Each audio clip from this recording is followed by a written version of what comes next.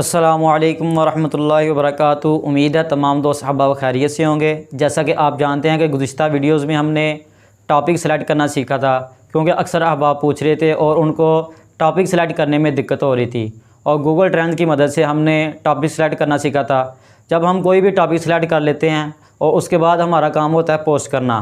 और पोस्ट कैसे की जाती है? अक्सर लोग होते हैं कि वो पोस्ट को जो लिखते हैं उसको छाप देते हैं, और उसका नुकसान ये होता है कि जो हमारा रीडर होता है उसको पढ़ने में दिक्कत होती है। उसे ये नहीं पता चलता कि बात कहाँ ख़त्म हो रही है और कहाँ से शुरू हो रही है, और अगला टॉपिक इसमें जो दूसरा टॉपिक इसमें कवर किया गया वो कहाँ से शुरू हो रहा है, और तस्वीर कैसे लगानी है, और इसकी एसईओ कैसे करनी है, और उसकी एसईओ कैसे करनी है, और उसकी हेडिंग कैसे देनी है, और टाइटल कैसे लिखना है, और उसमें अगर हमने कोई लिंक ऐड करने हैं तो कैसे करने हैं, फ़ोटो कैसे लगानी है, उसमें उसकी एसईओ कैसे करनी है।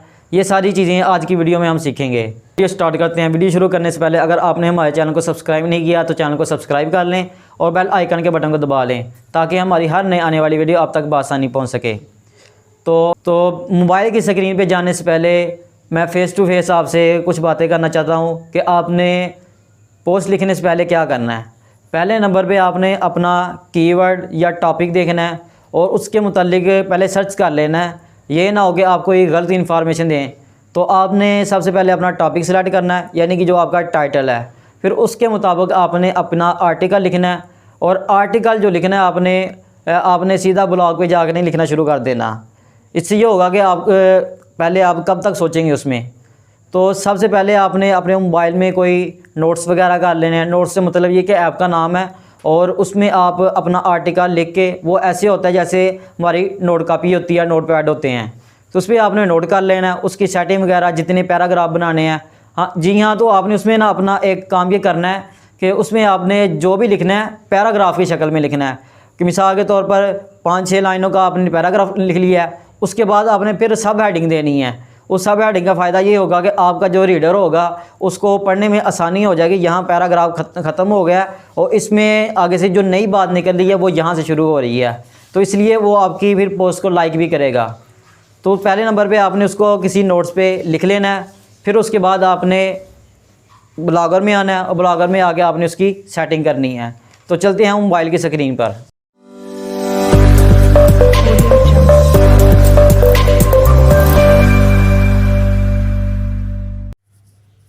बिस्मिल्लाहिर्रहमानिर्रहीम। जी, तो हम मोबाइल की स्क्रीन पे आ चुके हैं। मैंने अपना आर्टिकल लिख के नोट्स में रख लिया हुआ है, आपने भी लिख के रख लेना है। तो चलते हैं हम ब्लॉग पे न्यू पोस्ट पे आएंगे। इधर से ये जो 3 लाइनें बनी हुई हैं, इधर से न्यू पोस्ट पे आए। डेस्कटॉप मोड पे आपने इसको कर लेना अपने मोबाइल को। मैं भी कर लेता हूँ। इससे ये होता है कि बंदा ईजी से हर चीज़ कर लेता है।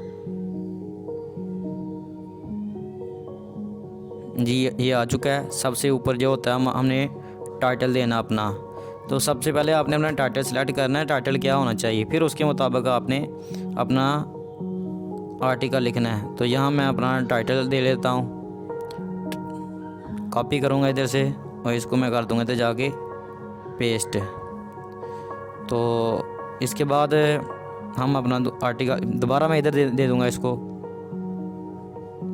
और इसका जो मैं फ़ॉन्ट है वो मैं चेंज कर दूँगा, एरियल रख दूँगा।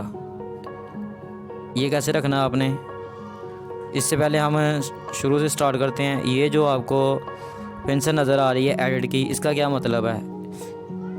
इसके ड्रॉप डाउन में गए तो एक आया HTML व्यू। इसका क्या मतलब होता है। ये जो अल्फाज लिखे हुए हैं अगर कोडिंग में देखें तो ये कैसे आते हैं, तो ये कोडिंग में इस तरह आएंगे।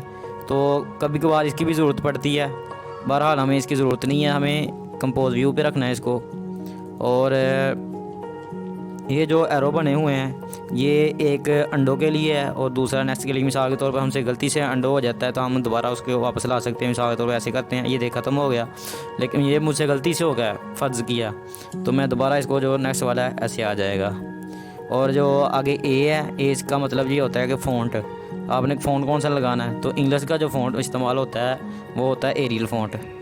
तो वो कैसे से, ये देखिए मैं इस लगा रहा हूँ, नहीं लग रहा, लेकिन हमने जिस पे कोई चीज़ भी ऐड करनी है उसको करेंगे हम इधर से सिलेक्ट करके फिर लगाएंगे। तो ये देखें इसका जो फ़ॉन्ट है वो चेंज हो चुका है। उसके बाद आ जाता है आगे टेक्स्ट। ये सारा ये आगे जो भी साइज़ आपने रखना है, नॉर्मल रखना है, मीडियम रखना है, वो रख लेना है। और आगे आ जाता है पैराग्राफ।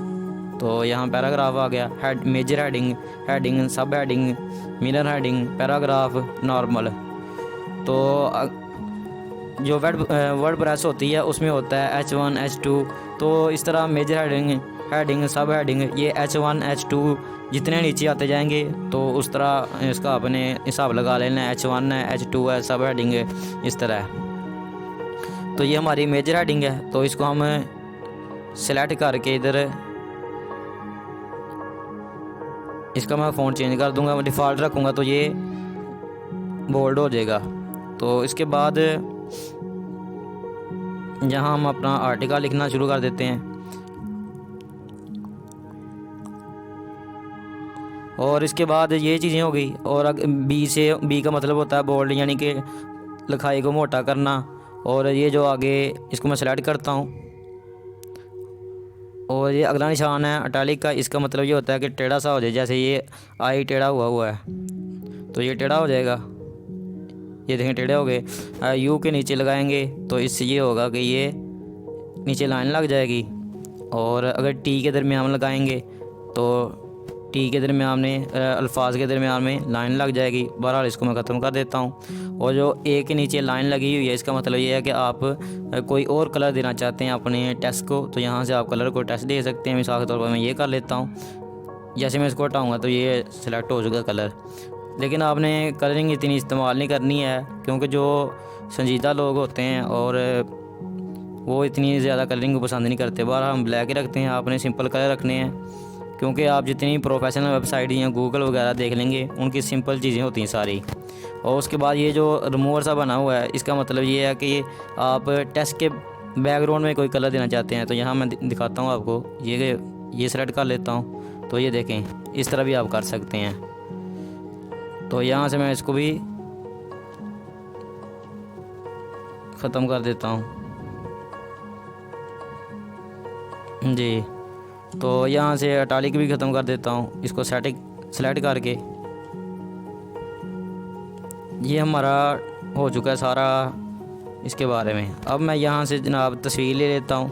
कोई भी तस्वीर आपने लगानी है तो उसका आपने पहले रीनेम कर लेना। जो आपका टॉपिक है उसके वही उसमें ऐड कर देना है। ये नहीं रखना है 0056 जो होता है जब हम कोई भी तस्वीर सेव करते हैं तो उसका होता है। आपने अपने टॉपिक के रिलेटेड उसको रीनेम कर लेना। मिसाल के तौर पर यहाँ से ये तस्वीर मैंने इसमें इस्तेमाल करनी है, तो मैं यहाँ से आगे इसको रीनेम कर लूँगा। ये लिखा हुआ है तो मैं इसको रीनेम कर लूँगा अपने टॉपिक के रिलेटेड। ठीक हो गया, इसको मैंने रीनेम कर लिया, तो आपने भी कर लेना है। तो इसके बाद हम जनाब इधर आएंगे, यहाँ से हम तस्वीर को, ये जो 3 डॉट है यहाँ आएंगे। और ये जो तस्वीर का निशान नज़र आ रहा है, यहाँ से हम अपनी तस्वीर ऐड करेंगे। चूज़ फाइल पे आएंगे और फाइल में आके जिस जगह भी आपकी तस्वीरें पड़ी हुई हैं, जो भी आपने लगानी है वो आपने ऐड कर लेनी है। तो मैं ये लगा लेता हूँ। ये देखें, उसका मैंने पहले से ही सिलेक्ट किया हुआ है। तो ये भी, इसका भी एसईओ में एक हिस्सा होता है, लेकिन हम लोग इसको समझते नहीं हैं। तो ये आ चुकी है। इसमें क्या होता है, इसमें आप ये कौन सी साइड पे लगाना चाहते हैं, लेफ़्ट साइड, राइट या दरमियान में रखना चाहते हैं। तो हम दरमियान में रखना चाहते हैं, तो दरमियान में ठीक है। और ये जो आगे नज़र आ रहा है आपको, तस्वीर के अंदर तस्वीर बनी हुई है, इसका मतलब ये होता है कि आप साइज़ को इंक्रीज़ करना चाहते हैं या कैसा रखना चाहते हैं, small, large, extra large, original. तो मैं इसको लार्ज कर देता हूँ। आपने अपनी मर्ज़ी का रख लेना है। ये मैंने लार्ज कर दिया। और उसके बाद ये जो बाकी इसके आगे प्रॉपर्टीज़ होती हैं, अगर आप लैपटॉप या कंप्यूटर पे हैं तो ये जो सेटिंग है, सेटिंग में क्या होगा, सेटिंग में जनाब हम करेंगे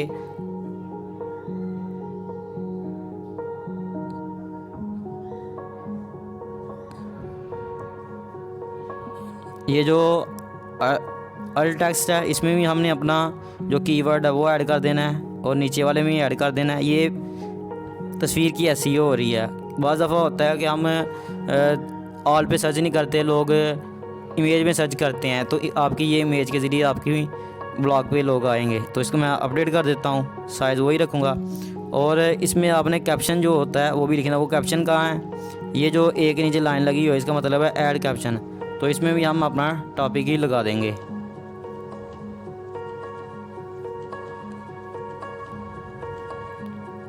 जी, इसके बाद हम अपना अब आगे पीछे भी लगा सकते हैं। तो बहरहाल मैंने ये लगा दिया है। अब मैं आते हैं हम अपने आर्टिकल को मुकम्मल इसमें करने की तरफ। तो अब मैं जल्दी जल्दी इसको कर लूँगा। पैराग्राफ की शक्ल में मैंने लिखा हुआ सारा, इसको मैं कॉपी करूँगा इधर से और मैं लगा दूँगा इसको इधर। यहाँ से मैंने इसको कर दिया पेस्ट। और अब इसको मैं सेलेक्ट करूँगा मुकम्मल को, ये जितना है इसको मैं कर दूँगा एरियल फ़ॉन्ट में, ताकि खूबसूरत फ़ॉन्ट लगे। तो ये एरियल हो चुका है। उसके बाद एंटर दबाना आपने, और मोबाइल का ये होता है जो एरो होता है, इसके ज़रिए मैं आगे आ जाऊँगा।